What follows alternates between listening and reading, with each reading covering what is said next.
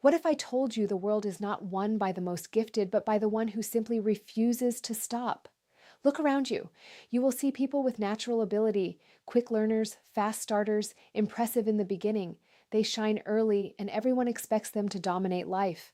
But time passes, and many of them disappear, not because they lost their talent, because they lost their persistence.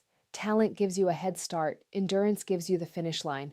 The first day is easy, the first week is exciting, the first month feels powerful. But what about the 90th day when nobody is clapping? What about the 200th day when results are still invisible? What about the moment when effort feels heavy and motivation goes silent? That is where winners are decided. Anyone can work hard when they feel inspired. Very few can continue when they feel ordinary.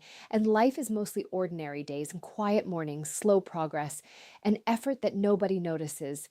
This is the battlefield where endurance becomes your greatest weapon. A talented person depends on mood. An enduring person depends on commitment. Mood changes with sleep, weather, opinions, and comfort. Commitment does not negotiate. Commitment shows up tired. Commitment shows up bored. Commitment shows up when nobody cares. Imagine two individuals starting at the same point. One has natural skill but stops whenever things become uncomfortable. The other struggles at first, makes mistakes, learns slowly but refuses to quit. Week after week, the second person improves by a small amount, barely visible. Yet those tiny improvements accumulate like drops filling a container. Months later, the container overflows. Here is the truth people rarely accept. Success is not a dramatic leap. It is accumulated endurance. Muscles grow through repeated tension. Knowledge grows through repeated study. Confidence grows through repeated effort, not one time, hundreds of times. You do not become powerful by doing something intensely once. You become powerful by doing something consistently long after excitement fades. The moment boredom appears is the moment your real training begins, because boredom is the gatekeeper of mastery. Most people stop exactly at the point where progress is about to start. They say, "It's not working." In reality, they just didn't stay long enough. Endurance transforms weakness into strength. The brain adapts, the body adapts, and even fear adapts. What once felt impossible becomes routine. What once exhausted you becomes normal. Not because you suddenly became talented, but because repetition built capacity. Think about a river carving through rock. The water is soft, the rock is hard, yet over time the river wins, not by power, but by persistence. Every single day the water returns, touches the same surface, and continues its patient work. Eventually, mountains change shape. That same law governs your life. When you keep showing up, especially when you don't feel like it, you separate yourself from the crowd. Motivation is temporary, but endurance is dependable. The person who learns to continue during discomfort gains an advantage that no natural gift can compete with, because in the long run, the race does not belong to the fastest starter. It belongs to the last one still moving. Expand, key point two, and don't add any ending sentence and make it lengthy on 600 words without heading and conclusion, and add hooks. Have you ever wondered why some people change their lives while others stay stuck for years, even though both want success equally? The difference is not desire. The difference is repetition. Every day you perform small actions that feel harmless, almost invisible. You wake up a little late, scroll a little longer, delay a task a little more, eat without thinking, postpone effort, and promise yourself you'll start tomorrow. None of these moments feel powerful. None of them feel dangerous. Yet together, they quietly shape your future. Your life is not built in one big decision. It is built in thousands of tiny ones. A single day means very little, but a daily pattern means everything. Imagine a drop of water falling on the same spot. One drop changes nothing. 10 drops change nothing. But thousands of drops begin to mark the surface. Over time, even stone gives way, not because the water is strong, because the water is consistent. Your habits work the same way. What you repeat trains your brain. The brain is always learning, always adapting, always asking, what does this person do regularly? Then it turns that behavior into automatic action. Soon you no longer choose it, you become it. If you repeat delay, you become a procrastinator. If you repeat discipline, you become reliable. If you repeat effort, you become capable. The scary part is this: habits do not ask permission, they form quietly. You don't wake up one day and suddenly become confident. Confidence is the memory of kept promises to yourself. Every time you say, I will do this, and you actually do it, your mind records evidence. Evidence builds belief. Belief builds identity. But the opposite is also true. Each broken promise weakens self-trust. Every I'll start tomorrow trains your mind to doubt you. Eventually, your brain stops taking your goals seriously because your actions never support your words. People wait for a dramatic moment of change, a burst of motivation, a perfect opportunity, a powerful speech, a sudden realization. But transformation rarely arrives as an event. It arrives as a routine. The person who reads 10 pages daily becomes knowledgeable. The person who moves daily becomes energetic. The person who practices daily becomes skilled. No applause, no spotlight, just quiet repetition. Habits remove the need for constant willpower. When something becomes routine, it costs less mental energy. You no longer argue with yourself. You no longer debate whether to act. You simply act. That is real strength. Not forcing yourself occasionally, but guiding yourself automatically. Your morning matters more than your intention. Your schedule matters more than your motivation. Your system matters more than your excitement, because motivation comes and goes. Habits stay. Think about brushing your teeth. You do not negotiate it each day. You do not wait to feel inspired. You do it because it is programmed into your life. Imagine applying that same automatic behavior to learning, exercising, practicing, building, and improving. Small actions feel slow, but small actions repeated are unstoppable. Every day you are casting votes for the person you are becoming, not the person you wish to be, not the person you imagine being, the person your behavior proves you are. You cannot perform negative routines and expect a positive life. You cannot repeat weak actions and expect strong results. Your future is simply your habits extended over time. What you do daily is shaping your confidence, your energy, your focus, your reputation, and your opportunities right now, whether you notice it or not. Expand key point 3 and don't add any ending sentence and make it lengthy on 600 words without heading and conclusion, and add hooks. Right now, at this very moment, a voice is speaking inside your head. You heard it this morning. You heard it yesterday. You will hear it tomorrow. Sometimes it encourages you. Sometimes it doubts you. Sometimes it distracts you. And most of the time, you never question it. You simply follow it. But here is a powerful realization. Your life does not move in the direction of your goals. It moves in the direction of your dominant thoughts. Before every action, there is a thought. Before every success, there was a decision. Before every decision, there was an internal conversation.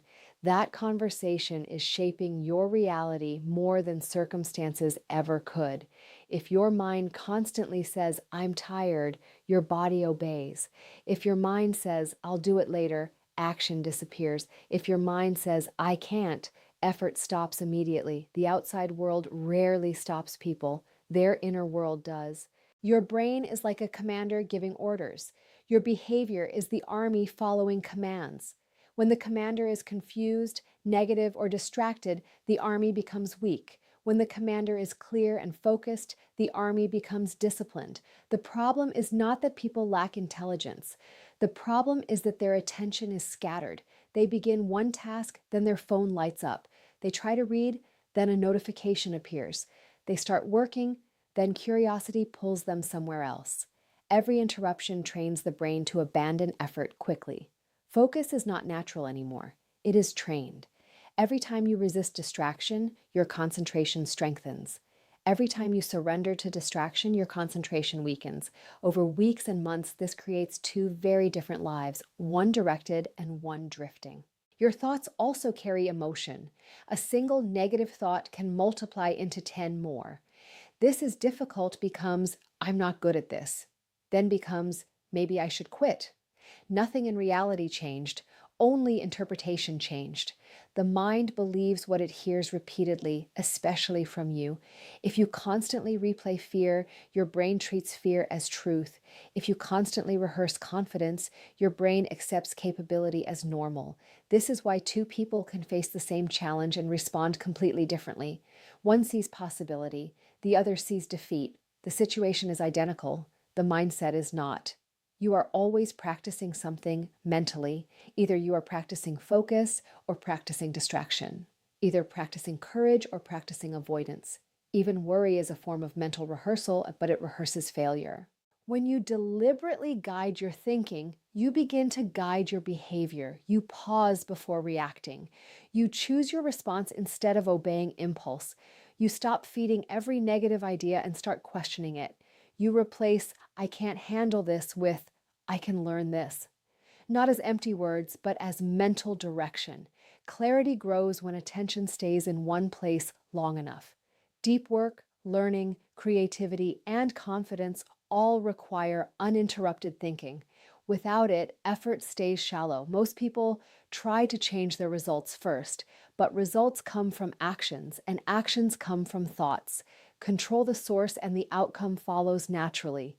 Guarding your mind is not about ignoring reality. It is about choosing which thoughts deserve authority. Not every thought is wisdom. Some thoughts are habits, some are fears, and some are simply noise. When you observe them instead of obeying them, you gain power. Because the person who masters their attention masters their direction. Expand key point 4 and don't add any ending sentence, and make it lengthy on 600 words without heading and conclusion, and add hooks. Why do some people walk into a room alert, clear, and alive while others feel drained before the day even begins? They have the same 24 hours. They breathe the same air, yet their energy feels completely different. Energy is not luck. It is a consequence. Many people think energy appears when they feel motivated, excited, or inspired, but that is only a temporary surge. Real energy is not an emotion. It is a condition you build through daily choices. Every action you take either gives you energy or takes it away. When you sleep late and wake up suddenly, your mind starts in confusion. When your first action is checking a screen, your attention scatters immediately. When your body stays still for hours, circulation slows. When you eat without awareness, your body spends effort just trying to recover. By midday, exhaustion arrives, and you blame work, stress, or responsibilities. But the truth is often simpler. The body is responding to how it is treated.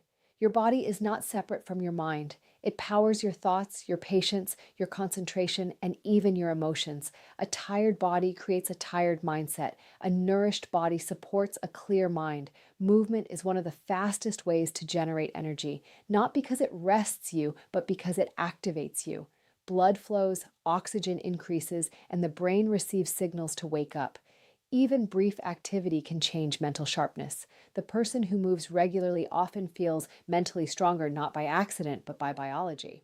Rest is equally important. Sleep is not wasted time. It is repair.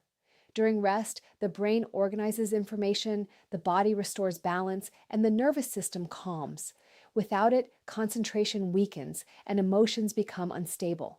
You may still be awake, but your performance becomes shallow. Food also shapes energy more than people realize. Quick comfort choices may feel satisfying for minutes, yet they often lead to sluggishness afterward.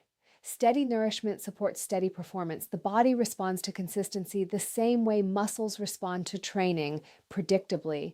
Another powerful factor is attention. Constant noise drains mental energy even without physical effort. Endless scrolling, jumping between tasks, and absorbing unnecessary information force the brain to switch focus repeatedly. Each switch costs energy. By evening, fatigue appears even if little meaningful work was done.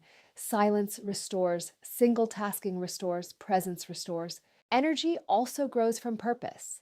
When actions feel meaningful, effort feels lighter. When actions feel forced, even simple tasks feel heavy. The mind influences the body's willingness to exert effort. A clear goal reduces resistance. People often wait until they feel energetic to start acting. In reality, action often creates energy. Beginning a task can awaken focus that waiting never produces. Momentum awakens alertness. Delay deepens tiredness. Small routines compound.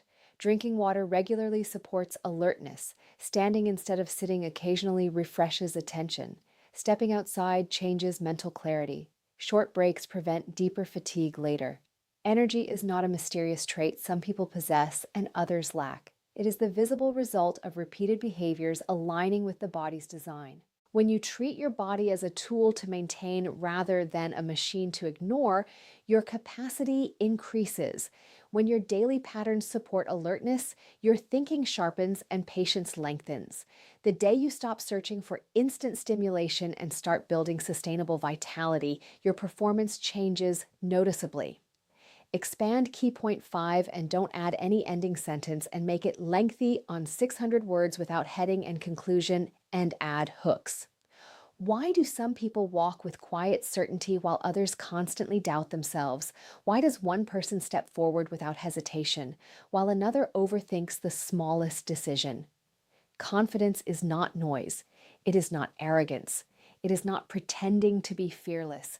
Real confidence is evidence stored in the mind and proof that you can rely on yourself, and that proof is built through consistency. Think about this. Every time you tell yourself you will do something, you create a silent contract. I will wake up early. I will finish this task. I will train today. I will study tonight. In that moment, your mind listens carefully. It waits to see whether your actions will support your words. If you follow through, even in a small way, you send a powerful message. My words matter. If you break the promise, you send another message. My words are optional. Now imagine this happening not once, but hundreds of times. Self-trust is formed in those invisible moments. It is not built when everyone is watching. It is built when you are alone, tired, tempted to stop, and you choose to continue anyway. Many people search for confidence by trying to feel different. They watch motivational videos, repeat positive phrases, or compare themselves to others. But confidence does not come from comparison or emotion. It comes from repetition of reliable behavior. You don't feel confident first and then act consistently. You act consistently first and then confidence follows. Consistency reduces doubt because it reduces unpredictability. When you know you have shown up every day for weeks, your mind no longer questions whether you can handle one more day. When you have completed difficult tasks repeatedly, challenges stop feeling threatening. They become familiar. Imagine training a muscle. The first attempt feels weak. The second feels slightly easier. Over time, strength becomes visible. The same applies to discipline. Each completed action strengthens your identity as someone dependable. Inconsistency creates internal tension. One day you push forward, the next day you disappear. One week you are committed, the next week you avoid effort.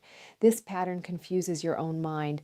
It becomes difficult to believe in yourself because your behavior changes constantly. But when your effort becomes steady, not perfect, just steady, your internal voice changes. Instead of saying, "Can I really do this?"